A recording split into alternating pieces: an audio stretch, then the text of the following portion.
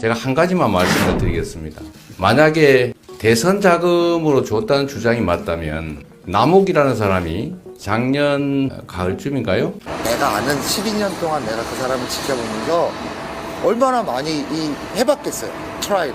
아니, 씨알도 아니에요. 그리고 그들끼리 한 대화 녹취록에 이런 얘기가 나옵니다. 우리끼리 주고받은 돈 주고받는 이런 거는 2층 즉 성남시장실이 알게 되면 큰일 난다. 죽을 때까지 비밀로 하자. 이런 얘기들이 자기들 내부 녹취록에 나옵니다. 정권이 바뀌고 검찰이 바뀌니까 말이 바뀌었습니다. 진실은 명백합니다. 이런 조작으로 야당을 탄압하고 정적을 제거하고 그리고 정권을 유지하겠다 이런 생각 버려야 합니다. 함께 힘 합쳐서 민주주의를 지켜내고 태행을 함께 막아 나가기를 부탁드립니다. 고맙습니다. 녹취록에서 대장동 멤버들이 지목한 실제 주인은 조우영 씨. 부산저축은행 등에서 1,805억 원을 끌어온 인물입니다. 조 씨는 대출 알선 대가로 10억 3천만 원을 챙긴 혐의로 2012년 2월부터 대검 중수부 조사를 받았습니다. 자신과 김만배, 조우영이 두 번째 조사 출석 전에 대법원 주차장에서 만났는데 김만배가 조우영에게 오늘은 올라가면 커피 한 잔 마시고 오면 된다고 했고 실제로 주인검사가 커피를 타줬고 첫 조사와 달리 되게 잘해줬다고 말했단 겁니다. 당시 주인검사는 윤석열 중수 2과장입니다. 같은 해 7월 2일 정영학 회계사와 남욱 변호사의 통화 녹취록입니다. 남 씨가 예금보험공사 고발로 검찰 조사를 받고 나온 직후입니다. 수사관이 그냥 덮어줬다. 아예 터놓고 덮어줬다면서 만배영이 고생을 많이 했다. A 검사장이 직접 수사관에게 전화했다고 말합니다.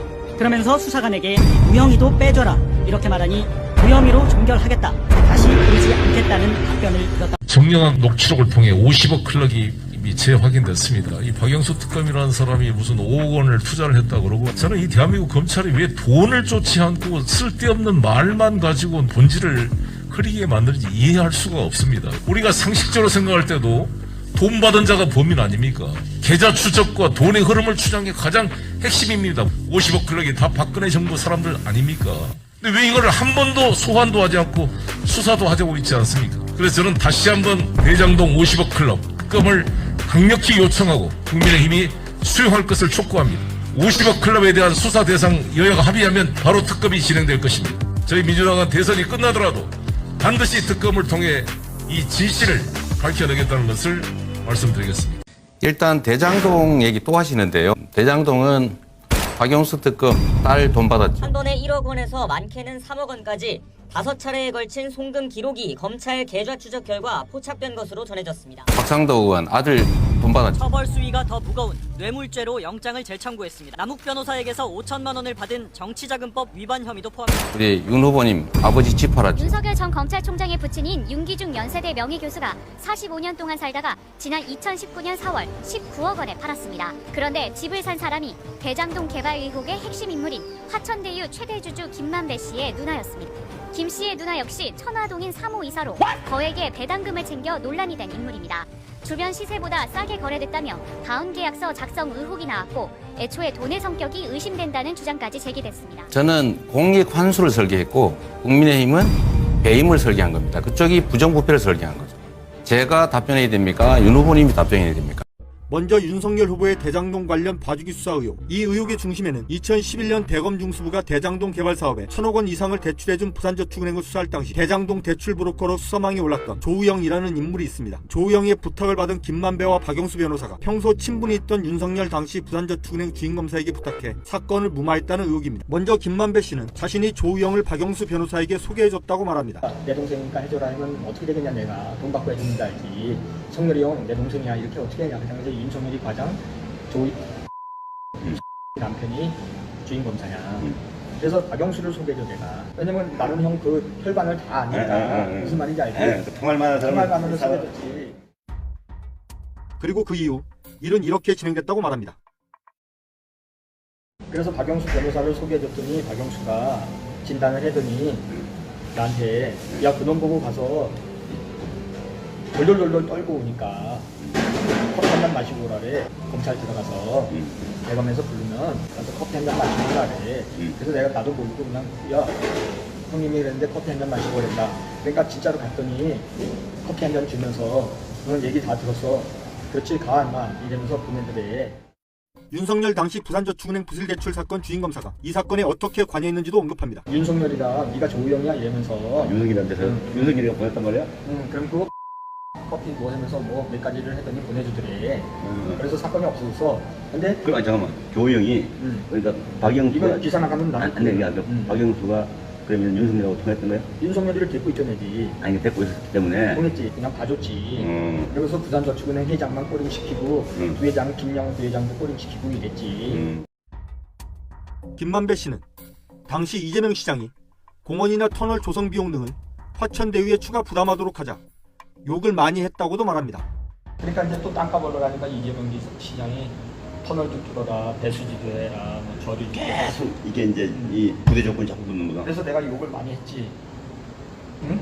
X 새끼, 공산당 같은 새끼 했더니 성남 시의원들이 찾아와서 그만 좀 하시. 화천대유 대주주 김만배 씨의 이 같은 증언은 이재명 성남시가 화천대유 등에 특혜를 줬다는 의혹과는 달리 민간 사업자 입장에서 불이익을 당해 불만이 매우 컸다는 것을 보여줍니다.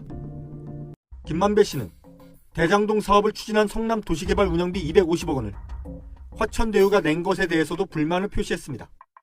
그리고 공사에 도시공사에 한 몇 년 동안 250억 원을 줘서 운영하게 그 뭐냐면 직원들이 또 좋네. 운영비로 직원들 그거는 배당 3,700원 말고 준 거야? 그렇지 상관없는 거지. 자산운용사가. 근데 그 줘야 될 의무가 있는 거야? 아니 법으로 걔네들이 그렇게 만들었어. 그 운영 도시개발공사 돈이 없으니까. 그렇지 그거에 관여했는 애들.